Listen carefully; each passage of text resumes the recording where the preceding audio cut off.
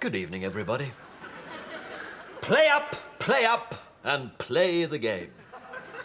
Kipling said that if you can meet triumph and disaster and treat them just the same, then you will be a man. These days, of course, he would have to say person, which doesn't even scan.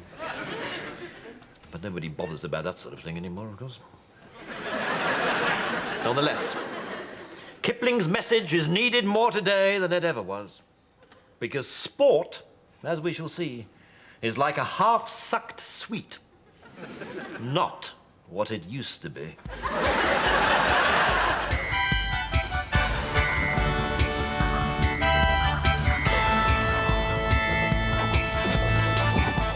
Sorry. I love football. There's so many aspects to the modern game. The beer, the crisps, the dirty songs. Just savouring the pre-match atmosphere. Do you mind? I think we could do without your pre-match atmosphere. Oh, I love a good burp, me.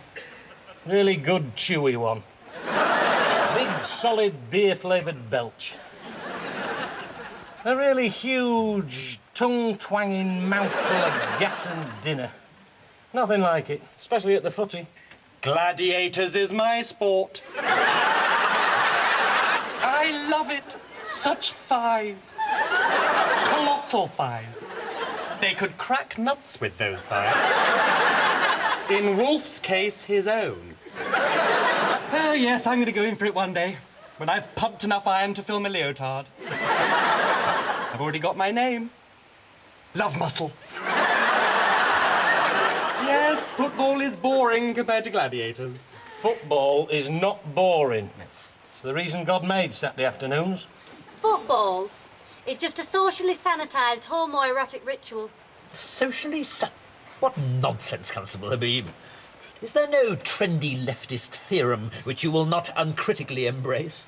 Some American feminists think sport was invented so that men could avoid confronting their sexuality.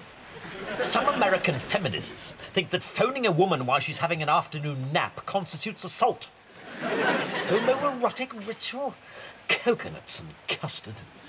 On what evidence is such an appalling generalisation based? Well, I think it's obvious. For instance, Gary plays football every Sunday. Now, what do you do after the game, Gary? Well, let me think. We all get in the bath together. We have a bit of a splash and a bit of a sing-song, you know. The air's on a dicky-dido, tits out for the lads. All the classics. And then after that, there's a towel fight. You beat each other with wet towels. Well, you've got to have a flick, haven't you?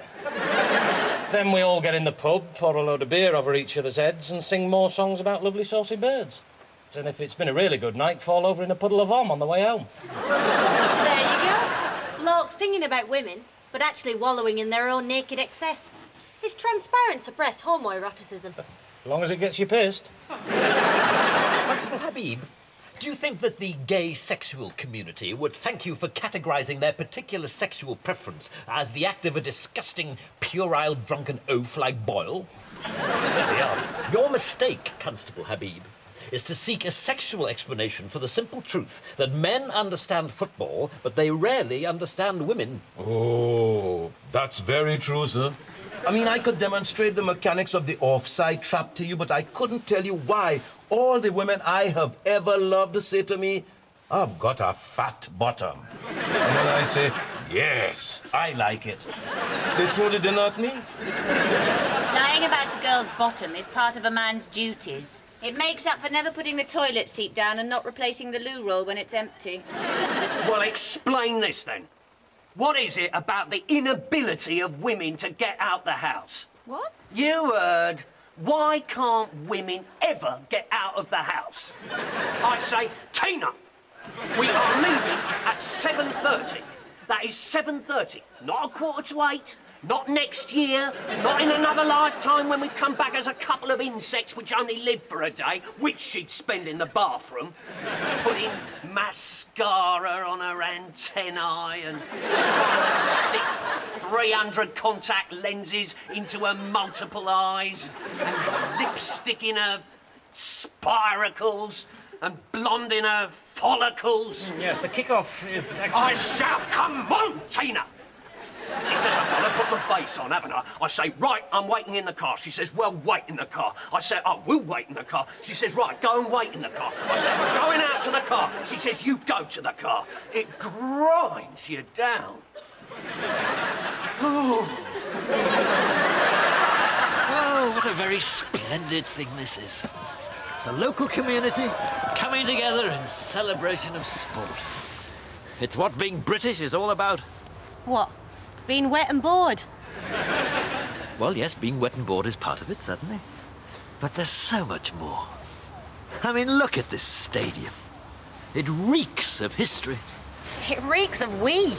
Under these ancient terraces, Gasforth Town FC have seen it all. From not quite disaster to complete disaster. From bottom of the league to not even in the league. It's a dump. And therein lies its glory. We don't need some vast Super Bowl with a great big electronic sign that says, "Fwa go." We're quite happy to gather together in small groups on a wet Saturday and be a bit sad.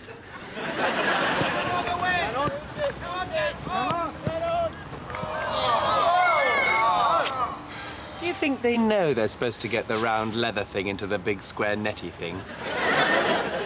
Amateurs all goody, remember that? Weekend sporting heroes. Butchers, bakers, builders. I wouldn't want to live in a house any of that lot had built. They're just not very good, are they? Exactly, Habib. And not being good at things is what the British are good at. We excel in failure. And a good thing, too, because failure is character building. Some of our finest moments have been defeats. Mons, Dunkirk. Lulu coming second at Eurovision with Boom Bang a Bang. The French vote was our undoing, of course. They've never got over Agincourt. What a waste of time. I have never seen such a useless bunch of old women in all my life. They've got no aggression, no killer instinct. Oh, I don't know. The one with the limp's not bad. I'm not talking about the players, I'm talking about the fans. I am an inspector of criminal investigations. When I police a football match, I expect a decent enemy. Where are the skinheads? The shadowy, street-fighting generals. You only get Premier League hooligans with Premier League sides, sir. Don't be so defeatist, Constable Boyle. This could be the season when Gasforth FC rises like a phoenix. More like a turkey. We're already through the first round of the FA Cup. Only because their lot all got food poisoning from our burger van. Nice game, that. It's a long time since I've seen 11 men vomiting in tight formation. Nonetheless, if we win today... Oh, sir, look! An FA Cup second-round victory for Gasforth. Lucky shot. They all count. Where was their goalie? Look, sir. There he is, coming out of the bogs. We really must get the health and safety people to have a look at that burger van.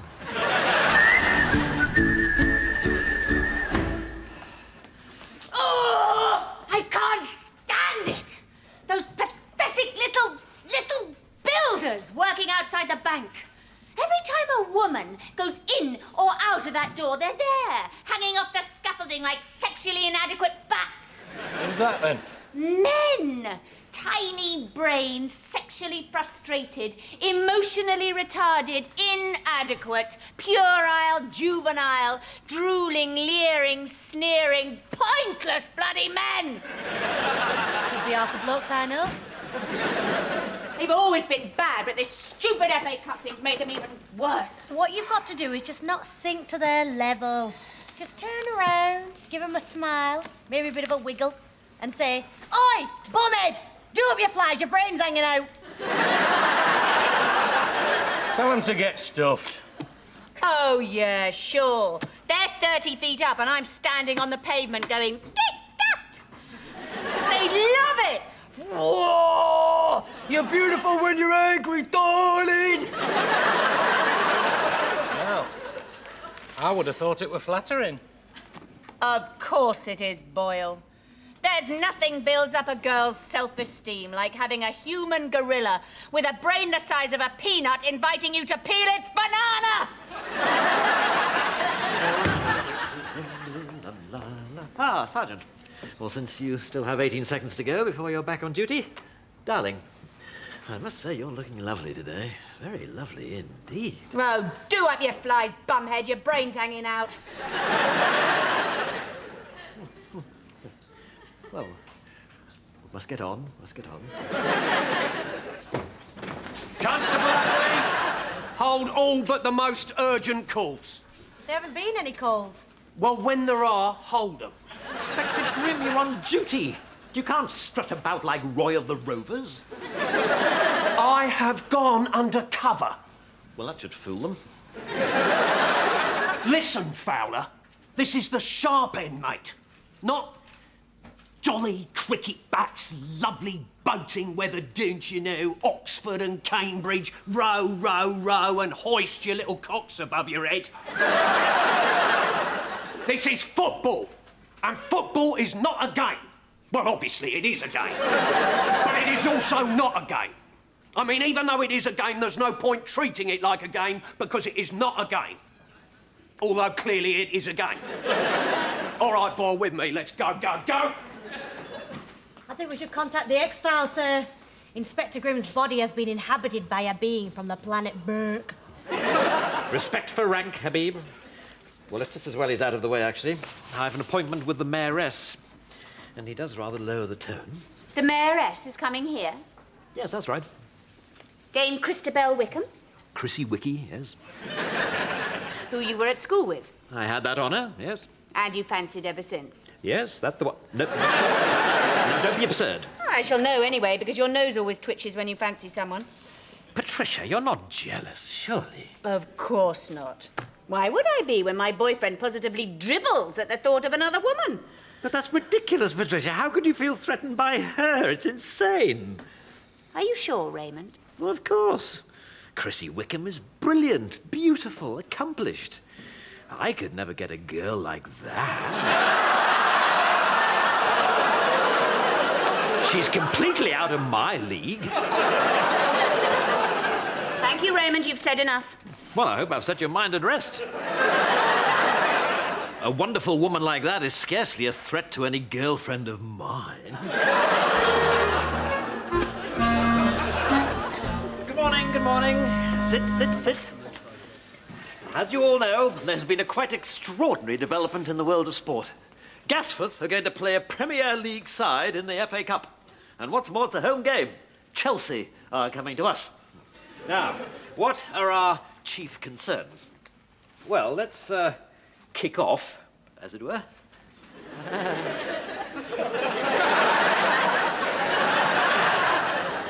With the prospects for crowd trouble. Now, sadly, the game of football is not what it was. Gone are the days when decent lads in enormous shorts thrilled peaceful crowds of chirpy, cloth-capped costermongers. What sort of example do these permed and preening louts of today set? These gazzers and bazzers and slashers and hackers and rozzers and tozzers. Footballers used to have nice names, like Dixie Dean, Tiddler Tompkins, Nobby Nut and Ginger Curlies.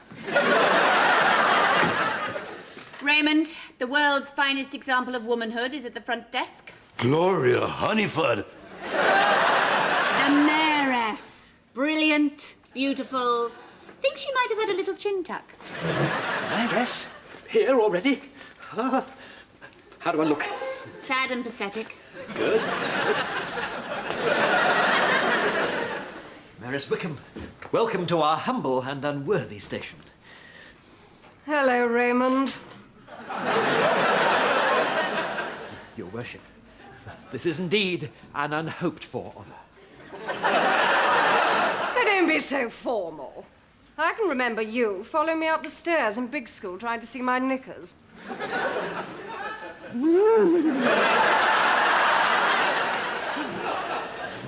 I'm astonished and most touched that you recall our former acquaintance, ma'am. I could hardly forget old Feely Fowler, could I? All right, where's your office? I want to get straight down to it.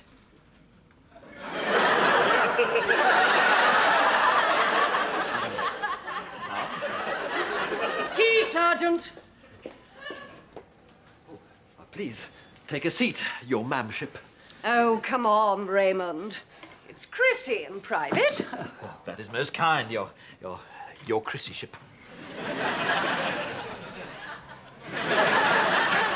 This fixture against Chelsea is quite simply the biggest thing that's ever happened to Gasforth, and it could not have come at a better time.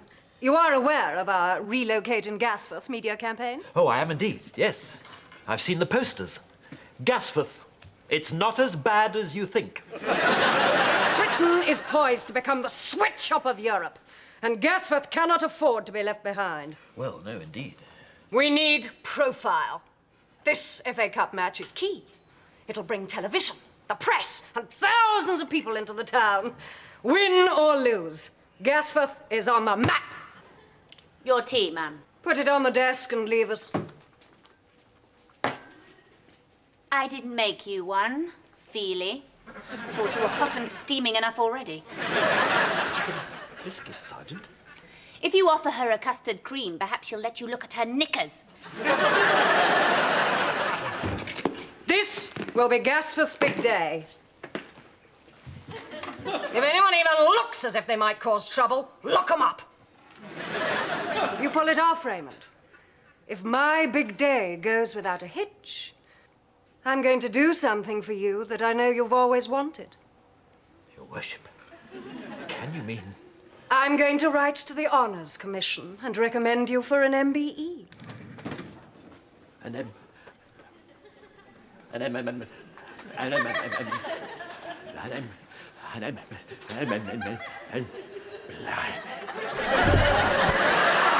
Raymond.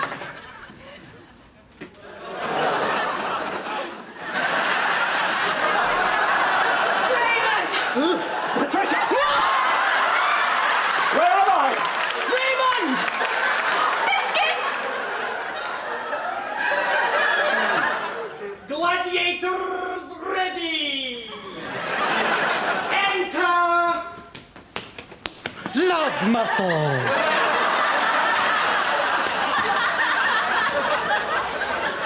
Oh, Maggie, come here. Okay, now, who am I, okay?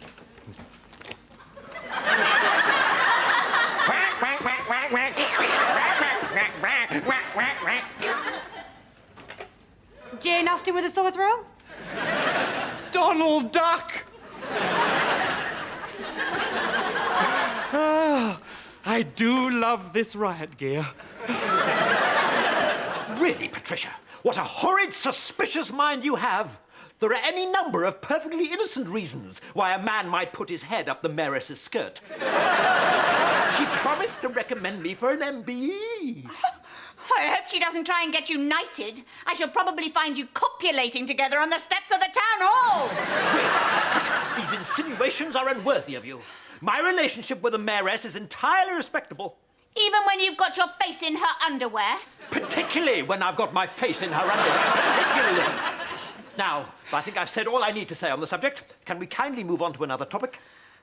All right.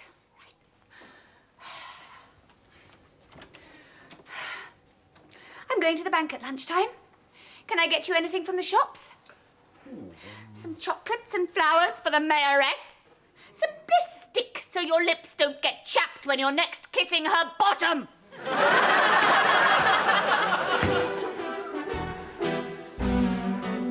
Now, our job on match day will be to police the Gasforth crowd. The Metropolitan Police will, of course, be in charge of the Chelsea supporters, and a nasty bunch of ill-mannered yobbos they're bound to be. I anticipate quite appalling behaviour. I think you're being prejudiced, sir. Most supporters are genuine fans. I wasn't talking about the supporters, Habib. I was talking about the Metropolitan Police. Frankly, the idea of Gasforth being awash with London officers fills me with dread.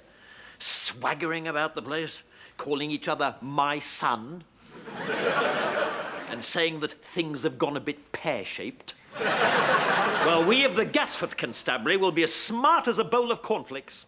I shall not have any of that London police behaviour around here. Right, you lot, shut it! Fella, my son. All looks a bit pear-shaped round here, or what? Right, the governor's talking. Saturday's game. Very dodgy, very naughty. Could go a little bit pear-shaped. If there's a ruck, things might get well iffy. These faces are a little bit hard, know what I mean? A little bit oof. Have some of that, my son. Bosh, salty, ta-ta. Got me? So be clever. Good, now shut it! Inspector Grimm, in recognition of our multilingual society, the modern force boasts officers trained in any number of languages, but not, I fear, complete idiot. Funny, trays, droll, you're a comedian, my son, that I do not think. I've been liaising with some geezers at the Met, pooling our intelligence. Goodness, between you, you must have made an imbecile. Shut it, you slag! Boyle, my son. Governor! Let's go before things start getting pear-shaped. Sorted! And you lot, shut it! CID. Not so much out of the blue as out of their minds. Now, to business and to Gasforth's big day. Now, as you can see, Her Majesty has seen to it that we are fully equipped for the worst-case scenario of riot control. So if you could put your helmets on, please, everybody. I thought you'd never ask. Hey, Maggie, shall I? Shall I do it? No, not now. Now, the ideal is not to employ force, but intimidation. We wish to subdue the hooligan before he becomes violent. We can achieve this by setting up a rhythmic beating on our shields, such as to strike terror into the hearts of the enemy, as once did the Zulus, an adversary the British Army truly appreciated. I'm not surprised. The Zulus had rhythmic beating. The British had field artillery. I bet they appreciated it. Yes, all right, Habib. Just because something is morally inexcusable does not stop it being a cherished part of the national fabric. Look at the walnut whip. Now, the rhythm I had in mind was rat-ta, rat-ta, rat-ta-ta, rat-ta, rat-ta, rat-ta-ta. All right, try it. And rat-ta, rat-ta, rat-ta. Goody. Can't you keep a simple rhythm? No, sir, I'm hopeless. I need a metronome to brush my teeth. Sir, I think it'll help if we put some words to the rhythm, sir.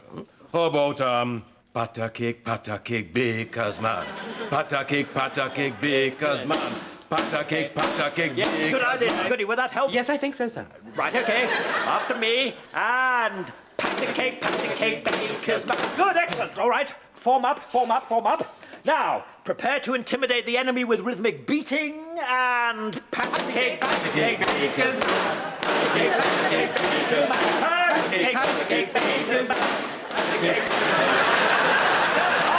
Excellent. Well done, everybody. That should scare the sucks off them. And after we've subdued them with patty cake, we can give them a chorus of Bar Bar Black Sheep. That'll really make them fill their trousers. You think we ought to toughen up our chant?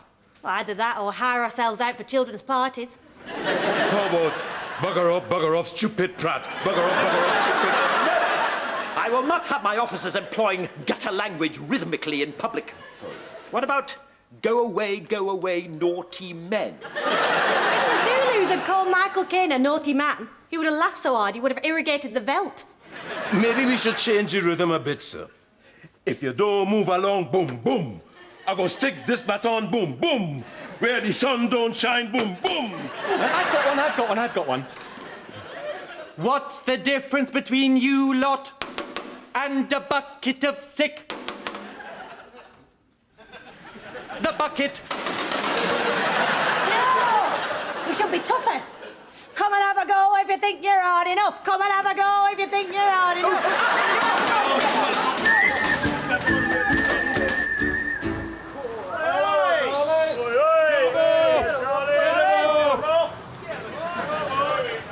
You want me to get them off? Yeah. Right. You're all under arrest. It's all going pear-shaped, Boyle. Where are the naughty faces? The iffy, dodgy, noncy-poncies? How can I face my muckers at Scotters when I'm yet to bang even one slag in the slammer? Could I have done more? Could I have gone deeper undercover? No way, sir. You haven't taken your bobble hat off all week. And wool makes my forehead itch. All right, lads. Tomorrow. Those Chelsea scum are dust. But we stick to the plan, all right? Sorted, my son.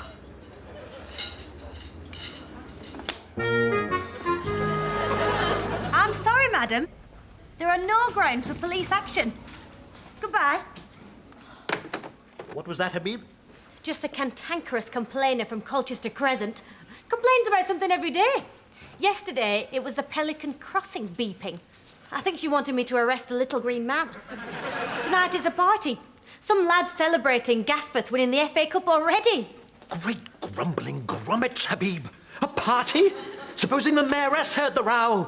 Or an important trade delegation from Southeast Asia. Bring those naughty carousers in. But, sir, it's only 7 in the evening. It's 2 in the morning in Kuala Lumpur. Bring them in and lock them up.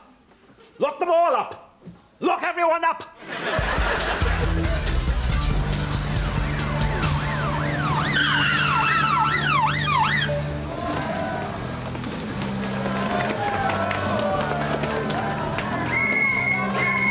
Forgot my truncheon.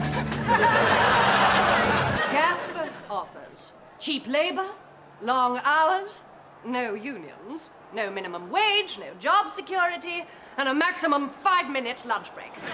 That's a very attractive package for any foreign investor. Yes, yes, but when does the football begin? The kick-off is at 3, sir. That is the tradition in our country. I know when a bloody football match starts, Constable Plod, but it's 3:20 now. Your worship, I'm afraid we're going to have to forfeit the game. What? None of our players have turned up. It's incomprehensible. They were all fine yesterday. Buzzer, Gazza and Buzzer were at work on the building site next to the bank as usual. Buzzer, Gazza and Simon, the captain, were having a strategy meeting at the Pizza Hole. And Gazza and Gazza were having a bit of a party and a sing-song round at Buzzer's house in Colchester Crescent. I simply cannot imagine what has happened to them. Now listen. No football? I'm going. No, please wait. We have a dual carriageway that runs all the way to the Sainsbury's Superstore. When I find out who's responsible for the team not turning up, Raymond, I want you to... Raymond!